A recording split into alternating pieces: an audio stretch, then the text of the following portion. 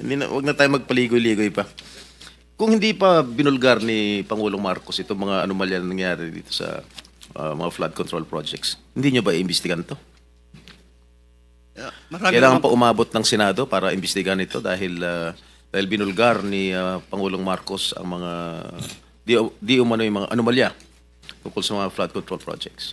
Hindi naman po siguro, I think, Your Honor, I think this is a routine process naman ng department that every project that we complete must have to undergo a quick, it has to undergo a validation audit before we fully pay the contract amount, Your Honor. So meron yung quick quality assurance unit, may audit team, na dapat umiikot parati, Your Honor, before we pay the final payment for this project, Your Honor. Are all these contractors qualified? They are qualified. They're qualified, Your Honor, and on the basis of the documents that they submit for the bidding purposes, Your Honor.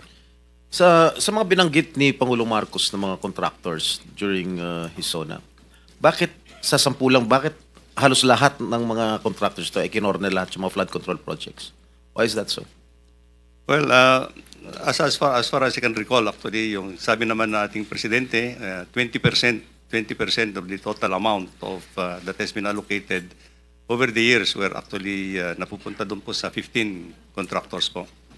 So, marami pa naman po yung other contractors that have participated in the implementation of the flood control projects, but it's a little outstanding, as sabi ng ating presidente, that 20% of the total budgets that have been allocated for flood control napunta po doon sa 15.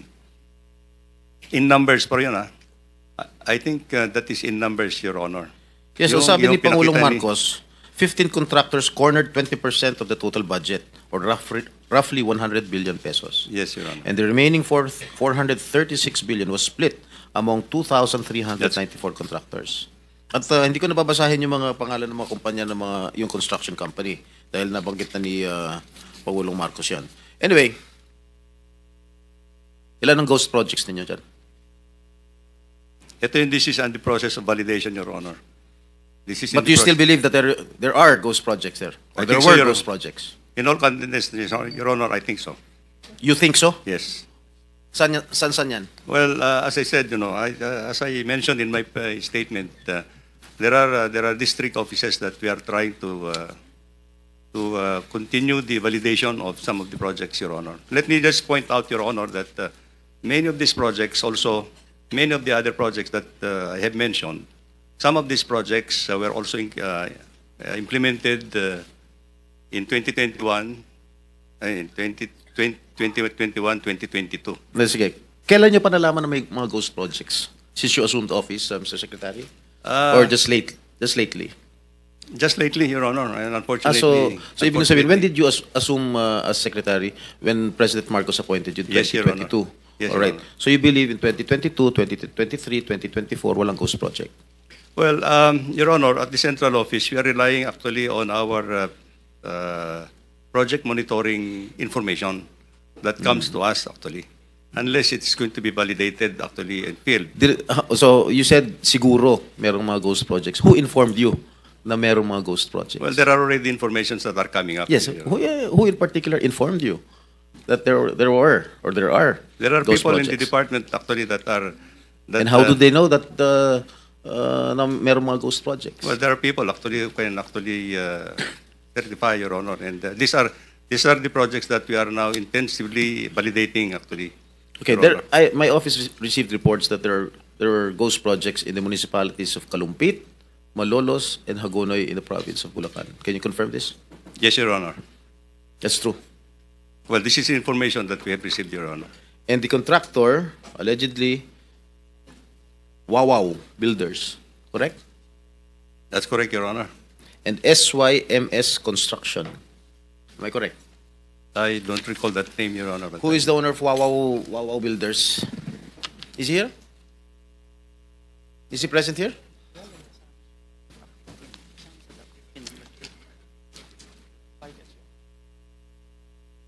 Senator Jinggoy was invited but walang reply as of now.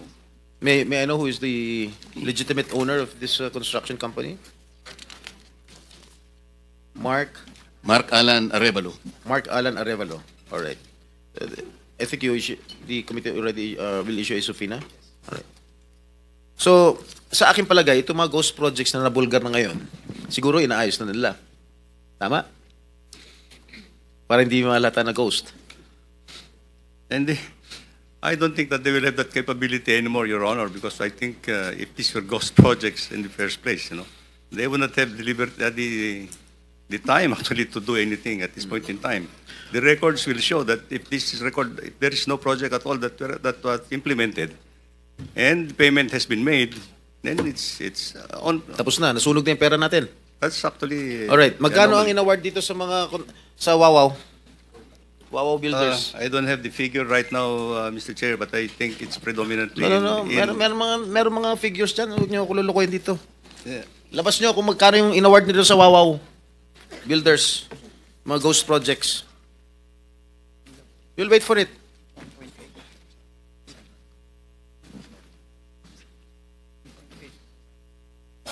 Nakadiri kayo. Mr. Chair, well, I've just been given the tabulation. Wawaw Builders.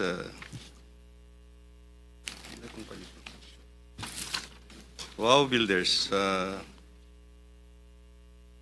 The number of projects, the total projects, total cost of the projects that have been implemented is 9 billion.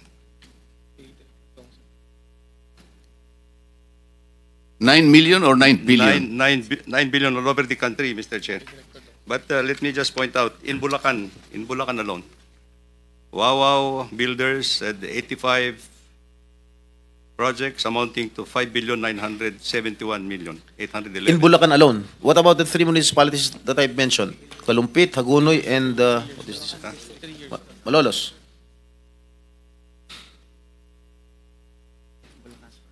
This is for Bulacan First Engineering District Office, Your Honor. Ito bang, I'm not familiar, no? Ito bang Kalumpit, Malolos, Hagunoy falls under the first Yes, Your Bulacan Honor. district? Ah? Yes. Alright. Yes, Your Honor. So magkano? Yung sa Wawaw? 5,971,811,600. In Bulacan alone? In Bulacan First Engineering District, Your Honor. So yung 5 billion na in-award sa Wawaw Builders para sa province Bulacan First are Engineering. all ghost projects. Correct? Hindi Secretary, naman, Your Honor. for the record, the total is 9 billion. That is nationwide. Nationwide. Nationwide, Your Honor. Pero 5 lahat yun, billion ghost na projects. Your Honor. So, Ghost projects lahat. No po. Hindi So ang ghost project lang na sinasabi mo, sa Bulacan lang. There seems to be some ghost projects actually as reported, Your Honor. Are you investigating this right Yes, now? Your Honor. We're investigating it. What is the status of your investigation? They will be coming up with their financial and physical report in 1 week's time, Your Honor, to my office.